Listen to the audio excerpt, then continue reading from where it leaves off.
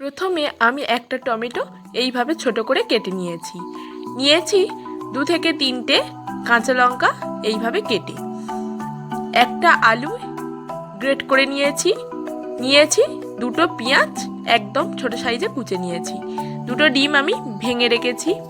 এবার নিয়ে নিচ্ছি 1 কাপ ময়দা।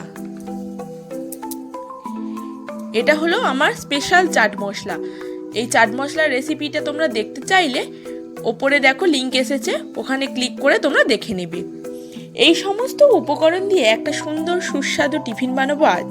সকালের ব্যস্ততার মাঝে খুবই কম সময়ে ঝটপট বানিয়ে ফেলুন এমন সুন্দর টিফিন। বাড়ির বাচ্চাদের জন্য এই রেসিপি একদম পারফেক্ট। এটার সঙ্গে এক্সট্রা কোনো কিছুর দরকার নেই, শুধু একটু টমেটো সস হলেই একদম জমে যাবে। ভিডিওটা সম্পূর্ণ দেখবেন। ভিডিওটা ভালো লাগলে লাইক করবেন এবং কমেন্ট করে আমাদের জানাবেন। আর আমার চ্যানেলটি সাবস্ক্রাইব করে পাশে থাকা বেল আইকনটি প্রেস করে নোটিফিকেশন অন করে রাখবেন, যাতে পরবর্তী ভিডিওগুলো আপনারা পেয়ে যান। একটা বাটিতে ময়দাটা নিয়ে নিলাম। এবার পরিমাণ মতো নুন দিয়ে দিলাম, দিয়ে দিচ্ছি 1 চামচ চিনি। একটা হ্যান্ড ব্লেন্ডার দিয়ে আমি ভালো করে মিক্সড করে নেব,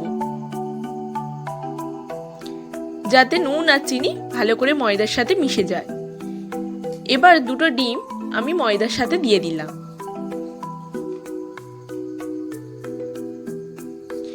গ্রেট করা আলুগুলোকেও আমি এইভাবে দিয়ে দিলাম।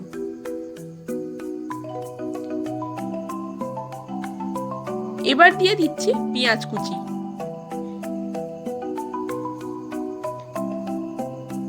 কেটে রাখা টমেটো কুচি দিয়ে দিলাম।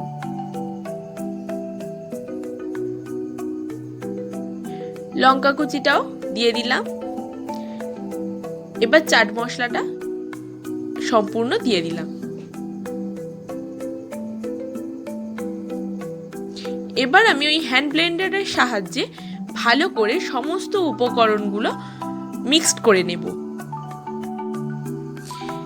একটু আমি জল অ্যাড করে নিচ্ছি, যেহেতু ময়দা তাই জল অ্যাড না করলে হবে না, তাই ভালো করে একটু জল দিয়ে আমি মিশিয়ে নেব। এই রকম হবে মিক্সচারটা। তোমরা চাইলে একটু গরম জলও এখানে অ্যাড করতে পারো, তাহলে আরও ভালো হবে জিনিসটা। দেখো আমার মিক্সড হয়ে গেছে। এবার আমি একটা ফ্রাই প্যান বসিয়ে পরিমাণ মতন তেল দিয়ে দিলাম।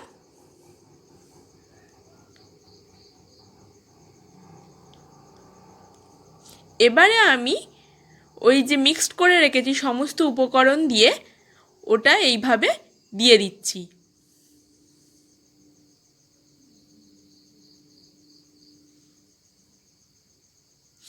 আস্তে আস্তে চেপে চেপে এইভাবে বসিয়ে দিতে হবে,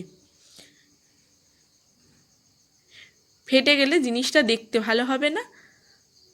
তাই আমি এরকম আস্তে আস্তে এরকমভাবে বসিয়ে দিচ্ছি। বেশি মোটা করবেন না, অল্প একটু দিয়ে একটু বড় করে নেবেন, তাতে ভাজাটাও সুন্দর হবে আর খেতেও সুন্দর হবে। দেখো 1 পিঠ আমার হয়ে গেছে হালকা, আমি এবার উল্টে আর 1 পিঠ করে নিলাম। এইভাবে একটু ভালো করে ভেজে নেব। দেখো আমার হয়ে গেছে। এবার আমি এটা তুলে প্লেটে নিলাম পরিবেশন করার জন্য।